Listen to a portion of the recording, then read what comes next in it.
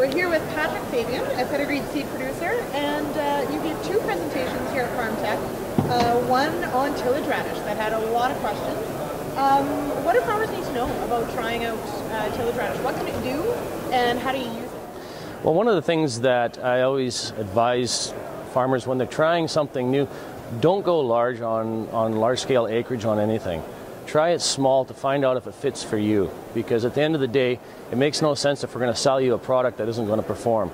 But having said that, we're seeing excellent results in all parts of the province with people that are using tillage radish for soil remediation, breaking up hardpan, also pulling out nutrients that are below the rooting zone of normal crops and storing them up in the root zone for the next crop next year.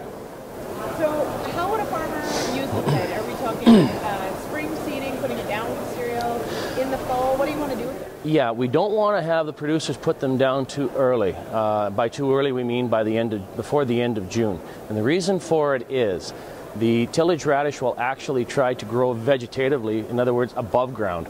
So we don't want a bunch of above ground growth with a minimal root development.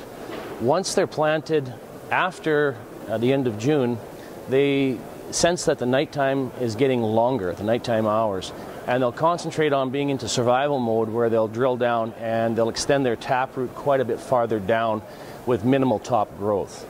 And that's the whole purpose of the tillage radish, to be able to get that root down for breaking up hardpan and for pulling up those nutrients. Okay, so if it's a late season seeding though, are we talking, you know, is that summer fallow you're seeding into? Is it pasture you're seeding into? There are a bunch of different configurations. The one that makes the most sense as far as timing-wise are for the folks that are into barley silage. Barley silage, sometimes even winter wheat, but what they like to see is about 6 weeks of growth before they get killed by a killing frost. Now I want to clarify something. A killing frost is not the same thing like canola. For tillage radish, a killing frost is 3 consecutive nights at -9 Celsius. That is a killing frost for tillage radishes. So we'd like to see about 6 weeks of growth prior to that happening. And of course, everywhere in the province is different, but you got a rough idea when you know that you're going to be experiencing that type of weather. After barley silage is great. After winter wheat, even have some folks that doesn't fit their operations, so what they'll do is they'll actually blow them on with a Valmar, or else put them on by airplane sometime at the end of June, first part of July. And then it just grows up through the crop as well. So there are other options. It's very versatile on how you can incorporate it, how you can plant these. The seed is a little bit larger than a canola. So they're not a huge seed, but there's multiple ways of being able to put them onto the land. And last on grazing, how do cattle like it? Sheep eat it? Who eats it? Well, I don't eat them personally. But you can actually. That's actually a good point. These are the type of radish. It's a daikon radish, and it's actually the type that they use in the Asian market for the hot and sour soup. So if you've ever had hot and sour soup at the Chinese buffet, that is the actual radish that they're using. Very high in glucosinolates, so it has a good bite to it. As far as livestock grazing it, it's fantastic.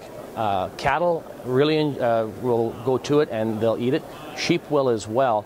And what guys are using it for in conjunction with winter wheat. They'll put winter wheat in the ground for grazing.